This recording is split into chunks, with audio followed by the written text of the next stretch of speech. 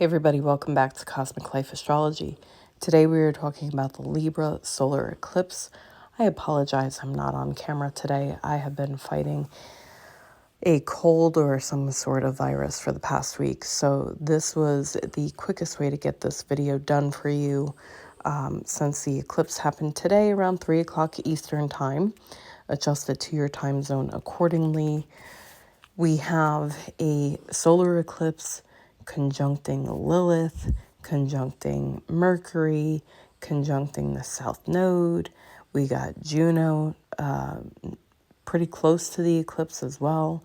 So let's dive into what it all means and the different influences that are at play during this eclipse. So for one, this is the last Libra eclipse that we're going to have. And we've had a theme of the eclipses conjoining the South Node in Libra. So it's been a process of letting go of dynamics in relationships that don't work, letting go of relationships that don't work, letting go of things that are not serving your best interest and what you need from partnerships of any kind, really. But there is more of a focus on romantic relationships. So when we have this last eclipse happen today, obviously the eclipse energy, typically it can start building up before the eclipse and it can play out over the next couple months after the eclipse, especially as the energy is very potent. But essentially, with this last Libra eclipse, I feel like it's the nail in the coffin of what we've been working on for the past year. What things have been brought up to your attention regarding your relationships that have been in your focus for the past year? You may have, let go of a relationship last year and have been on a healing journey, especially with the North Node in Aries and Chiron being close to that North Node for quite some time. You may have been recovering and taking some time to learn where things went wrong, what could have gone better, and what you need going forward from the next partner that comes into your life. The eclipse that we have today, on October 2nd, we have Black Moon Lilith conjuncting the eclipse at 10 degrees Libra. And I'm going to, I talk about asteroids and, of some of the other not as strong energies. When they come into focus like this, like an exact conjunction to an eclipse, it is worth noting. So what is Black Moon Lilith? Well, essentially, according to ancient astrology, she is like a shadow feminine goddess, right? She represents desire and fear and deep sensuality and dark wisdom and can have a self-destructive energy as well. Lilith can be very jealous. And so you may see some of these energies at play right now. And it may not be in your face because Lilith can just bring an influence where it may not be affecting you directly, but it can be a dynamic that's affecting your relationship or your relationship dynamics. It can be bringing a fear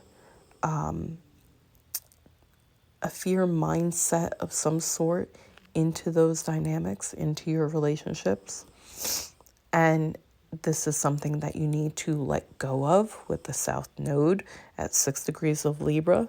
When we're looking at a solar eclipse conjuncting the South Node, we have to let go in order to have a new beginning, right? So we need to let go of that darker Lilith influences and energies in order to have a healthier new beginning when it comes to Libra, our relationships, our love and our money and things that bring balance and peace and harmony into our life. And we also have Mercury conjunct the solar eclipse. So when I look at this, I see that there could be communication that needs to be had in order to bring in this healthier new dynamic. Or there could be, when I see Mercury conjuncting an eclipse, immediately I know that someone is coming into focus. It could be someone new or it could be someone already in your life. But Mercury represents people in our life, right? And so there's going to be someone, past or present or future new person, that comes along with this new beginning, okay? And Juno is at 18 degrees of Libra. And Juno is all about what we need from our marriage partners, okay? Our committed relationships. Juno is the wife of Jupiter, okay? She symbolizes, especially in your birth chart, exactly what you need from a marriage partner, okay? So thankfully, Juno is closer to the eclipse than it is to the south node. So I do feel like there's this, like an awakening of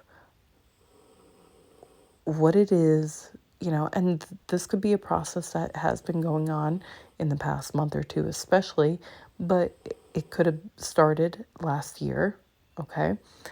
But there's this awakening of, okay, I've seen all the things that I don't want in a relationship, that I don't want in a marriage. And now that I've seen everything that I don't want, I know exactly what I do want. That's this kind of energy, right?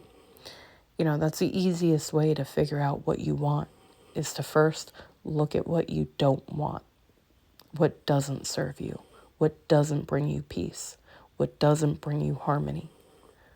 What do you define as beautiful and loving? So, we also have to talk about the Grand Water Trine that's happening at the time of the eclipse. Now, it's not perfect at the time of the eclipse. It does perfect a few days after. However, it is still pretty close to each other, okay?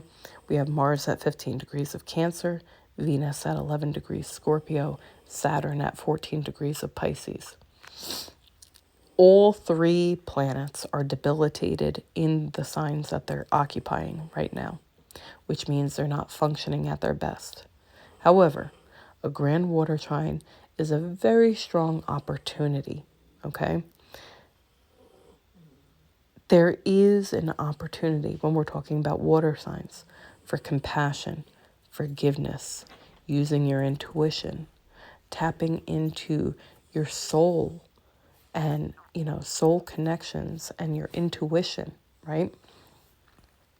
There is a need to tap into your emotions and be honest with yourself. With all these planets being debilitated, it doesn't cancel out the opportunity that comes along with a grand trine, but it does make it a little more harder to grasp, I guess is the best way to explain it, right? It may not come easily.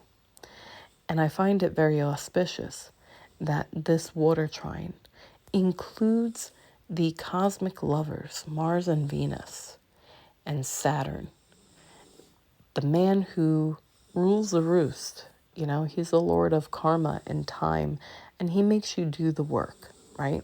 So it's like Saturn's the referee in this grand water trine, telling Mars and Venus, all right, this is what you got to do. This is how you have to make it work. Now, this could be, that Saturn is telling you, okay, as far as the closing out of this relationship, this is how you have to be able to walk away peacefully with each other. If it's a new relationship, you may both have to, take time, Saturn, and do the work with each other to understand what you both need in a relationship, right? There could also be a strong need for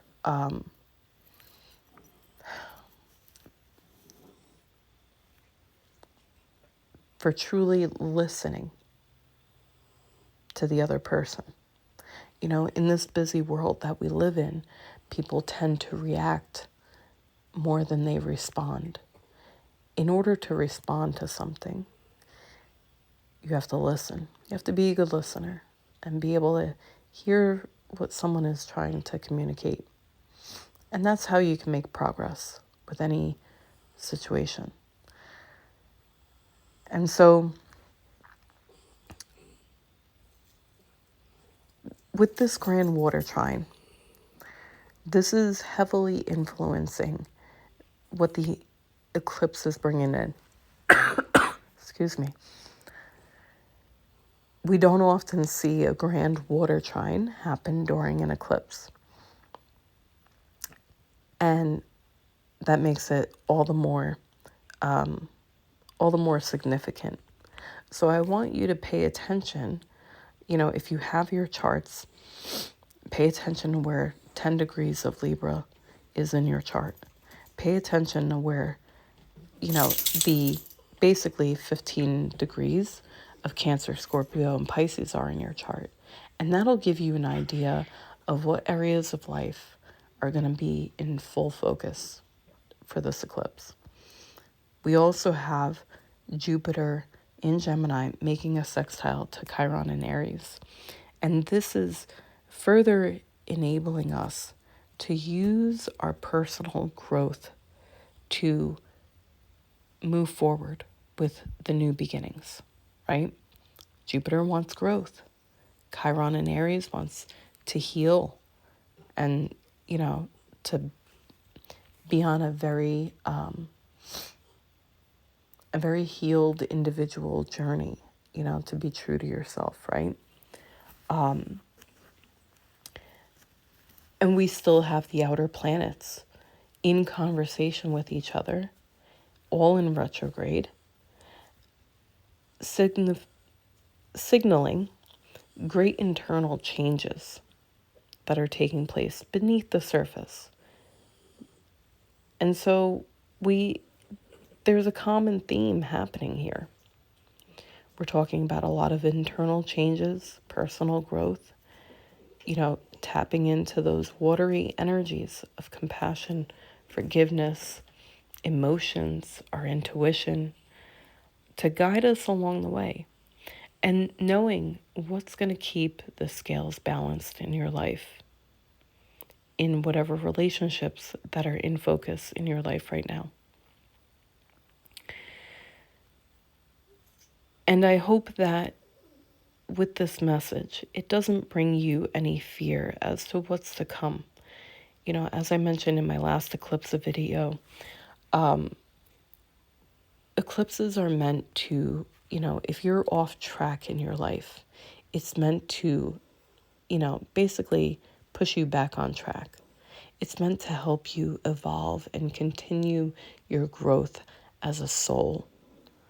And, where one chapter is ending, a new one is beginning, especially with an eclipse conjuncting the South Node.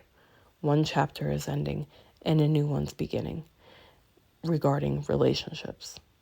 Okay? So it is all good and serves a higher purpose for our lives. So that's a beautiful thing. I hope you all have a great week. Take care, everyone. Bye.